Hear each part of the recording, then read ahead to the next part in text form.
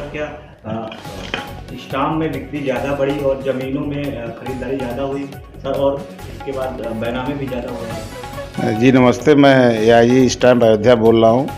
और ऐसा supreme court का निर्णय आने के बाद अयोध्या में राजस्व की प्राप्ति और बैनामों की संख्या में लगातार वृद्धि हो रही है, खास करके अयोध्या सदर के कार्यालय में, क्योंकि अयोध्या धाम से संबंधित जो भी ज़मीनें हैं वो अयोध्या सदर की तहसील में ज़्यादा पड़ती हैं।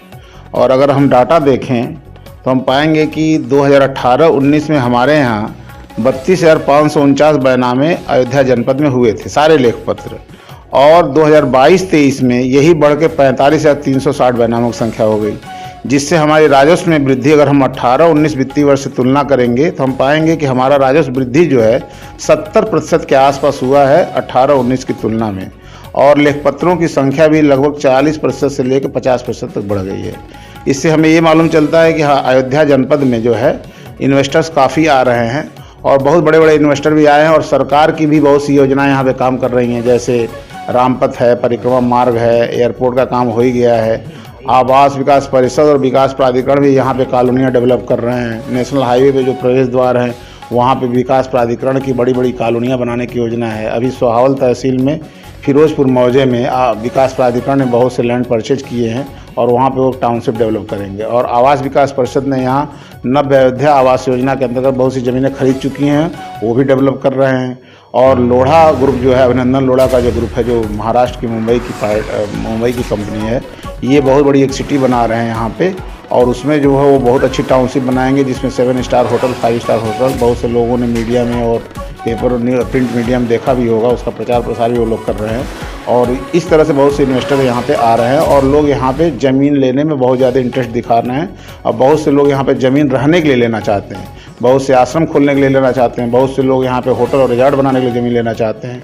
उत्तर प्रदेश हमारे सरकार ने, हमारे उच्चाधिकारियों के दिशा निर्देश में ऐसी योजनाएं बनाई गई हैं जिससे ज़्यादा से ज़्यादा लोग यहाँ पे ज़मीन ले सकें और यहाँ पे पर्यटन नीति के अंतर्गत बहुत से होटल और रिजॉर्ट बना सकें। इसके लिए हमारे उत्तर प्रदेश सरकार ने ऐसा एक शासनादेश भी जारी कर रखा है, जिसमें अगर पर्यटन नीति के अंतर्गत आप होटल या रिजॉर्ट लेने के लिए अयोध्या में ज़मीन खरीदते हैं तो उसमें आपको 100% का स्टैम्प ड्यूटी की छूट और रजिस्ट्रेशन फीस की छूट दी जाएगी। स्टाम्प बिक्री की सर बात करें तो 19 और से पहले और अब में कितनी सर वृद्धि हुई? नहीं, स्टाम्प बिक्री तो क्या है ना, जितना प्रतिशत हमारा राजस्व बढ़ता है, आप यही जानिए कि अगर हमने जो है 18-19 में 100% स्टाम्प किसी ने खरीदा तो बढ़ के 70% हो गया, तो अब हमारा स्टाम्प जो है 170% के आसपास आ रहा है। यानी राजस्व वृद्धि भी हमारी 70% के आसपास हुई है और रजिस्ट्रेशन फीस भी उसी हिसाब से बढ़ा है। जैसा ग्रोथ बैनामों में जो ग्रोथ होता है उसी बैनामों की संख्या के आधार पर हमारा राजस्व भी बढ़ता है।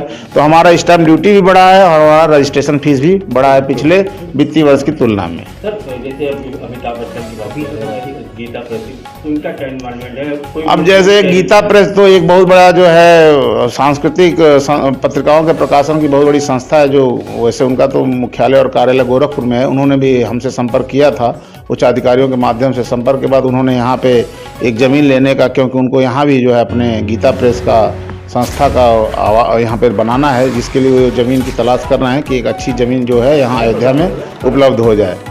और इसके अलावा भी बहुत से जो है, और श्री अमिताभ बच्चन जी जो है, जो अभी राम मंदिर के उद्घाटन में आए भी थे, अभिनंदन लोढ़ा ग्रुप के द्वारा उनको भी अपने टाउनशिप योजना में उनको भी एक बहुत बड़ी ज़मीन दी गई है आवास बनाने के लिए। अमिताभ बच्चन की बात की जाए तो उन्होंने भी ज़मीन यहाँ लिया है। जी, उनके द्वारा भी यहाँ पे ज़मीन लिया गया है, अभिनंदन लोढ़ा ग्रुप का। क्या सर ऐसे और कोई भी मुख्य चेहरे जो आ रहे हैं? जो अभी तो ऐसा कोई बहुत बड़ा भारत का चेहरा नहीं आया है, लेकिन लोग जो है लगातार संपर्क में रह रहे हैं।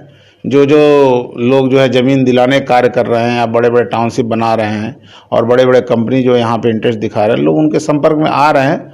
हमारे भी संपर्क में बहुत से लाते, विभाग के उच्च अधिकारियों के संपर्क में बहुत से लोग रहते हैं और वो ज़मीन की तलाश में लगे हुए हैं। बहुत सी ज़मीनें तो लोग ले भी चुके हैं, लेकिन जो आगे भी लोग लेने की काफ़ी जो है यहाँ पे इच्छा दिखा रहे हैं। केवल से सदर की बात की है तो सदर में ही ज्यादा बेनामी हुए हैं। नहीं, हमारे जनपद में अगर देखा जाए तो 2 तहसीलों में इसका प्रभाव ज़्यादा पड़ रहा है। एक तो उपनिबंधक सदर कार्यालय जो कि सदर तहसील में पड़ता है, और दूसरा उपनिबंधक सोहावल कार्यालय जो कि सोहावल तहसील में पड़ता है।